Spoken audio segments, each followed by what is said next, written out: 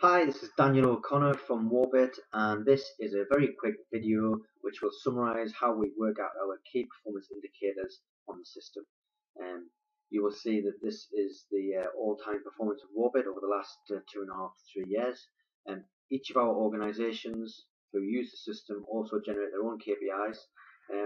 How we work this out: total savings, that is made up of avoided procurement. So on the system, if a staff member was going to buy a new pen, for example, but they find one on Warbit, then we assume that they have saved that purchase cost. How to work the purchase cost out? We take the cost of the most expensive pen and the cheapest pen, average it out, and that is the procurement saving. It's very conservative. Um, this also includes a small amount of waste management as well. Waste avoided, we have a database which knows that the average weight of a pen is X kilograms or X grams, and as you trade those items, we can demonstrate that you've saved that amount of waste from going to skip or landfill or whatever. Carbon saved, that is a measure of the carbon given out during the manufacture of an item. Every item, be it a pen or a desk or a car or clothing or whatever, takes energy to build. When you use energy, it gives up. When you create energy, it gives off carbon dioxide. So this is a measurement of the energy taken to build a product. Now, if you on Warbit, if you swap a product, that means you're stopping the purchase of new products. Therefore, you're avoiding these carbon emissions. And then there are other KPIs which I'll go into in this presentation, but you'll notice that some of my customers have different KPIs, and this is down to the administrator to choose. So, for example, cars off the road and trees planted equivalent, their rule of thumbs, we haven't actually planted any trees, we haven't actually taken any cars off the road, they're just rules of thumb where people can get a handle on what actually carbon means. So, for example, a Ford Focus travelling 12,000 miles a year will emit that amount of carbon, so we can work that out. And the same on trees, an oak will absorb 730 kilograms of carbon, so we can say, well, with the equivalent of planting 70 oaks. Okay, so that's the basics on the KPIs. I'm going to go into a bit more detail now. So I'm logged into my demonstration account here, and so this is all administrators on the system get this sort of account. And I'm going to go to customize reports. You'll notice there's these 5 columns here. 1, 2, 3, 4, 5.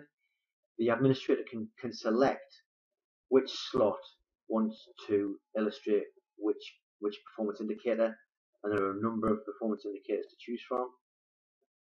Okay, and all of this is also behind the question marks. This one's interesting. So after about a year of use of the system, the head of procurement from Northumberland County Council came to us and said, look, we do lots of trades on the system.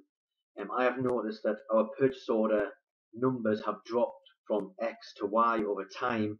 We would like to attach a value to that. So the average value of actually doing a purchase order to purchase a new item, that's what we're looking at.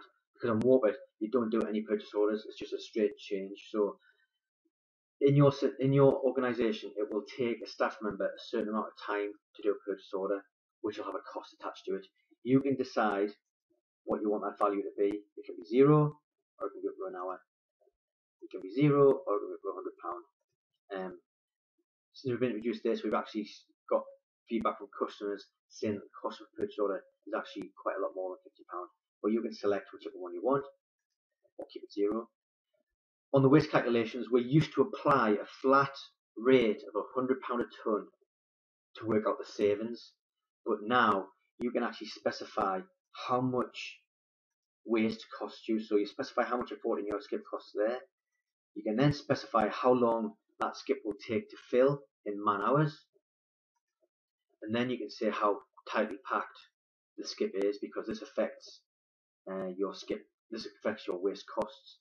And then this will give you a kilogram cost for weight disposal. We multiply this figure by the waste avoided to give you a cost saving on waste management. Okay, so that's the background. Now I'm going to show you what that looks like. Under performance data, you can now see these sorts of performances. So on internal claims, the demonstration account has saved this amount. So that is staff exchanging within that just internally. They've saved this amount on waste charges. That is the kilograms avoided times by the times by the cost per kilogram. This figure here is items which have been claimed from other organisations coming into the organisation. Admin costs, that's the purchase order reduction. And total savings, that is savings on internal claims, savings on waste, and savings on external claims coming into the organisation. This bit here is the amount donated to external organisations, so other universities, other councils, other hospitals, that sort of thing. The amount donated to charity.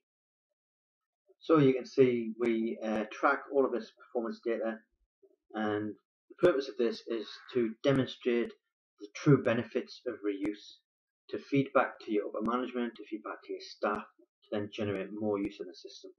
Okay, you can also see savings over time. Obviously this is going to look much different for an active customer, and this is just a demonstration site. You can see who's adding on what resource, who's doing the most claims, and what the most popular categories are. Obviously, if you're doing 48% of trades in desks, you can tell procurement stop buying desks. We also break down the savings into waste and purchases, and there's the old methodology for the old KPIs there as well, just in case you refer to the old data. You can also generate performance reports for any aspect of the system. So let's have a look at these transaction reports. You can fill in a date range and be more specific, or you just click generate report, and that will give you a report on all of the items that are traded. You can then download that report as an Excel spreadsheet, and then you can drill into that and interpret it however you wish. Okay, and so I've just done 5 or 6 minutes there. That was a very quick summary. If you have any questions, let me know. Or always on the system, behind the little orange question marks, you'll find a little bit more explanation of what things do. So yeah. Got any questions? Give me an email at info@warp-8.co.uk. This is my first video, so sorry it was a bit rough. I will try and get better and better as I do a video every so often. Okay, thanks. Bye.